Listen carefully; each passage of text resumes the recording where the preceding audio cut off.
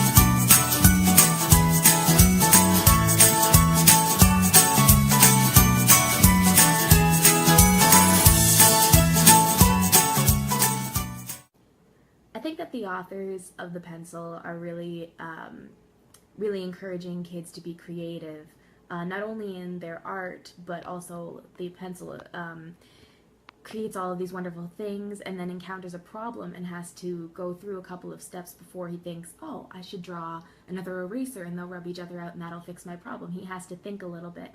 And so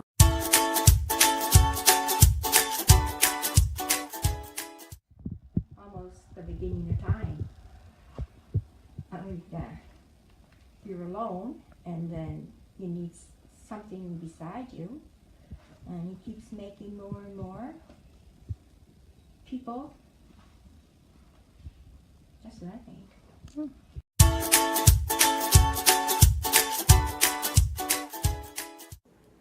most children's books that I've read are a lot shorter than the pencil was and have like a less complete storyline. Like it's not rising action conflict resolution most of the time. Most of the time it's like, this is dog says hi. It was a lot more complex than I have normally read, but at the same time it was still manageable for almost any age group, I would think.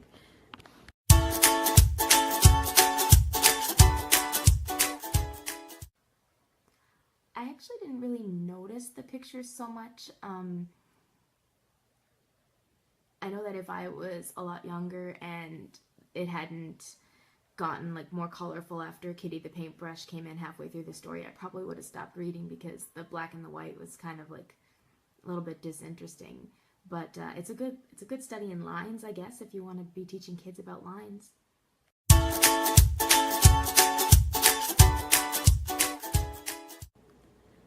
I noticed that the story had a lot of repetition. It wasn't necessarily consistent or like rhymes or anything, but all of the inanimate objects and the people asked if they had a name, and the pencil had to name them.